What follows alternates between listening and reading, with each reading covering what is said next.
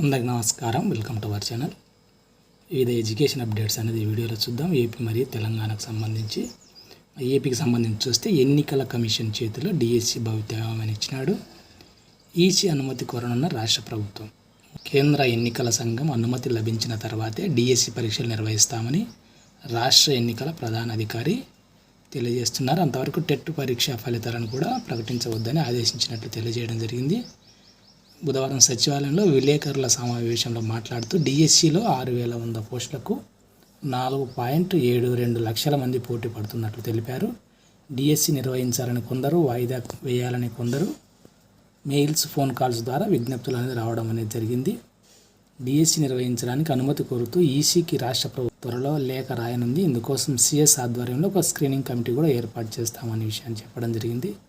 కేంద్ర ఎన్నికల సంఘం డిఎస్సి నిర్వహించామంటే నిర్వహిస్తామని, లేదంటే వాయిదా వేస్తామనే విషయాన్ని ఇవ్వడం అనేది జరిగింది.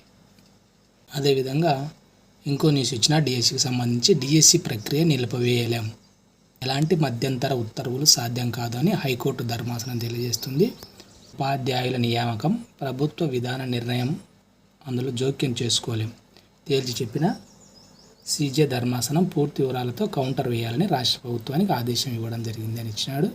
ఇంకా ఉపాధ్యాయ పోస్టుల భర్తీకి చేపట్టిన డిఎస్సి ప్రక్రియను నిలుపుదల చేసేందుకు హైకోర్టు నిరాకరించింది. డిఎస్సి విషయంలో ఎలాంటి మధ్యంతర ఉత్తర్వులు ఇవ్వలేమని తేల్చి చెప్పింది.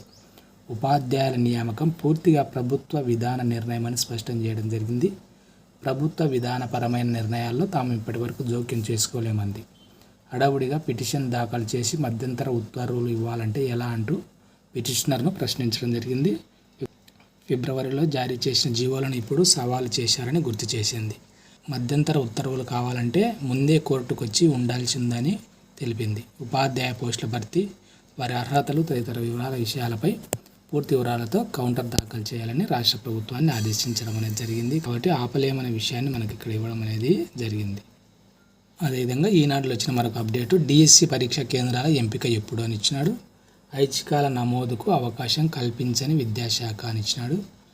టెట్ ఫలితాల విడుదలపై అస్పష్టత, డిఎస్సి నిర్వహణపై పాఠశాల విద్యాశాఖ గందరగోళం సృష్టిస్తుంది.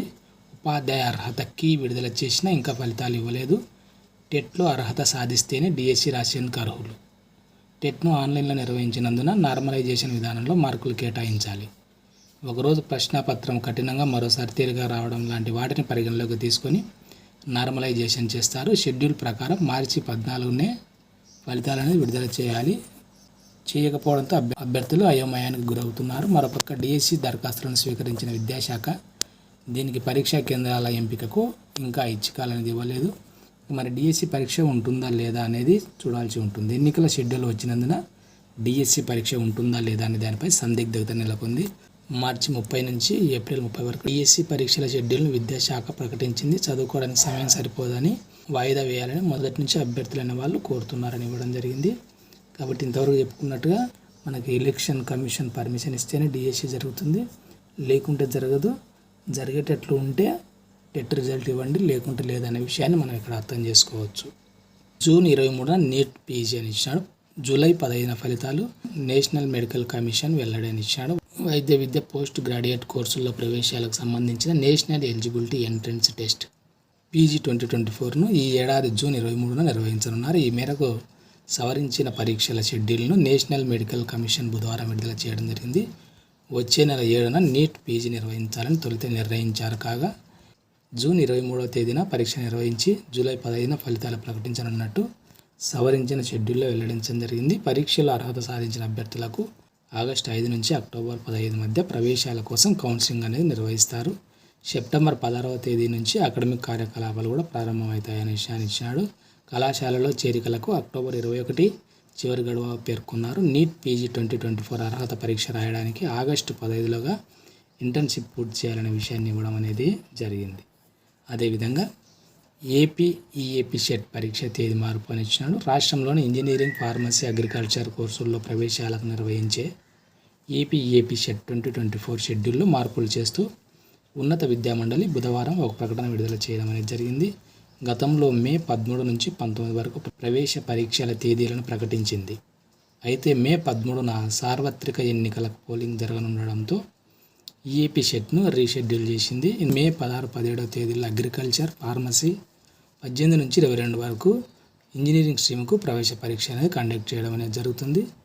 ఇక జూన్ 3 నుంచి 7 వరకు జరగాల్సిన ఏపీ పీజీ సెట్ పరీక్షలను 10 నుంచి 14 తేదీ వరకు మార్చడం అనేది జరిగింది. తాజాగా ఏపీ రీసెర్చ్ సెట్ రిజిస్ట్రేషన్ ప్రక్రియ మిగడంతో ప్రవేశ పరీక్షలను మే 2 నుంచి 5వ తేదీలో నిర్వహించనున్నట్టు ప్రకటించింది అనే విషయాన్ని ఇవ్వడం అనేది జరిగింది. అదేవిధంగా ఏప్రిల్ 27న పాలిసెట్ 2024 అని ఇవ్వడం జరిగింది. ఏప్రిల్ 18 నుంచి సాధారణ పరీక్షలు సాంకేతిక విద్యాశాఖ కమిషనర్ తెలియజేయడం అనేది జరుగుతుంది. రాష్ట్రంలోని పాలిటెక్నిక్ కోర్సుల్లో ప్రవేశాల కోసం ఏప్రిల్ 27న పాలిసెట్ 2024 నిర్వహణకు ఏర్పాట్లు చేస్తున్నట్లు సాంకేతిక విద్యాశాఖ కమిషనర్ తెలియజేస్తున్నారు. దీంతో పాటు పాలిటెక్నిక్ కరికులం 2020 4-5 సెమిస్టర్ల సాధారణ పరీక్షలు ఏప్రిల్ 18 నుంచి ప్రారంభమవుతాయని తెలియజేస్తున్నారు. ఇందులో కరికులం 2020-2016తో పాటు ఫార్మసీ కోర్సులకు సంబంధించి ER91R, ER20 కరికులం విద్యార్థులకు సప్లిమెంటరీ పరీక్షలు రాసేందుకు అనుమతిస్తున్నామన్నారు. మార్చి 26వ తేదీలోగా అపరాధ రుసుము లేకుండా పరీక్ష ఫీజు చెల్లించాలని సూచించడం జరిగింది. కరికులం 2023 మొదటి సంవత్సరం విద్యార్థులకు మే 2వ తేదీన పరీక్షలు అనేవి ఉంటాయి. ఈ సందర్భంగా పరీక్షల నోటిఫికేషన్ అనేది విడుదల చేయడం అనేది జరిగింది.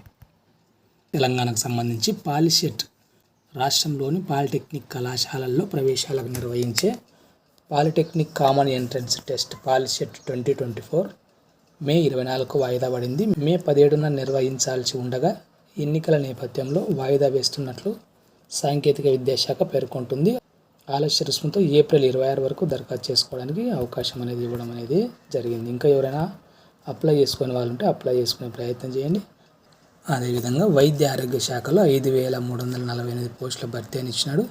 అత్యధికంగా డిఎంఈలో 3,235 ఉద్యోగాలు ఉత్తర్వులు జారీ చేసిన ఆర్థిక శాఖ అని ఇచ్చినాడు. ఇక్కడ విభాగాల వారీగా భర్తీ అయ్యే పోస్టులు అని ఇచ్చినాడు. వైద్య విద్య డైరెక్టర్లు 3,235 పోస్టులు, వైద్య విధాన పరిషత్లో 1,255, ప్రజారోగ్య కుటుంబ సంక్షేమ శాఖలో 575, ఎంఎన్జే క్యాన్సర్ ఆసుపత్రిలో 212, ఐపీఎంలో 34, ఆయుష్లో 26, ఔషధ నియంత్రణ మండలిలో 11 ఇవ్వడం అనేది జరిగింది.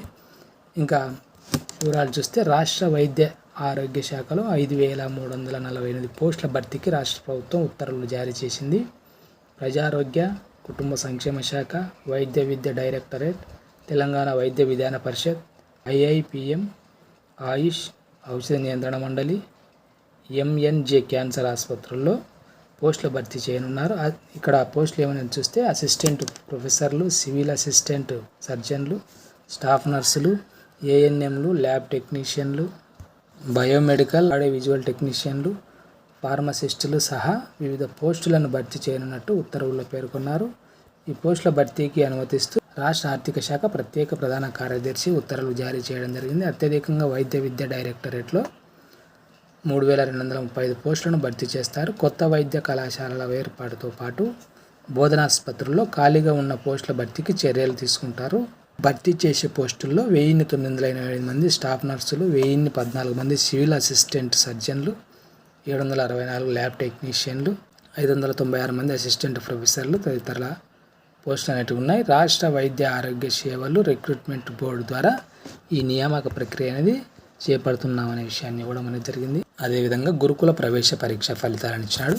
డాక్టర్ బిఆర్ అంబేద్కర్ గురుకుల విద్యాలయాల్లో 5వ తరగతుల ప్రవేశాలకు నిర్వహించిన పరీక్ష ఫలితాలు విడుదల చేసినట్లు ఆంధ్రప్రదేశ్ సాంఘిక సంక్షేమ గురుకుల విద్యాలయాల సంస్థ కార్యదర్శి తెలియజేస్తున్నారు.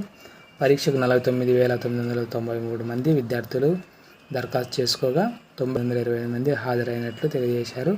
రాష్ట్ర వ్యాప్తంగా బాలికలకు 9,750, బాలురకు 5,270 సీట్లు అందుబాటులో ఉన్నాయి. విద్యార్థుల ప్రతిభ ఆధారంగా ఆయా కేటగిరీలలో వారికి అడ్మిషన్లు ఇస్తారు. మార్చి 22న మొదటి దశ విద్యార్థుల ఎంపిక ఆన్లైన్ విధానంలో నిర్వహిస్తారు. ఖాళీల మిగిలితే తదుపరి ఎంపికల జోన్ల వారీగా చేపడతామనే విషయాన్ని ఇవ్వడం అనేది జరిగింది. అది ఫ్రెండ్స్, ఇది ఎడ్యుకేషన్ అప్డేట్స్. ఈ వీడియో మీకు ఉపయోగపడుతుంది అనిపిస్తే తప్పకుండా లైక్ చేయండి. ఇంకా మీ ఫ్రెండ్స్కి కూడా షేర్ చేయండి, వాళ్ళకి ఉపయోగపడుతుంది అనిపిస్తే. ఇలాంటి ఎడ్యుకేషన్ అప్డేట్స్ మిస్ కాకుండా ఉండడానికి ఛానల్ను సబ్స్క్రైబ్ చేసుకోండి. Thank you.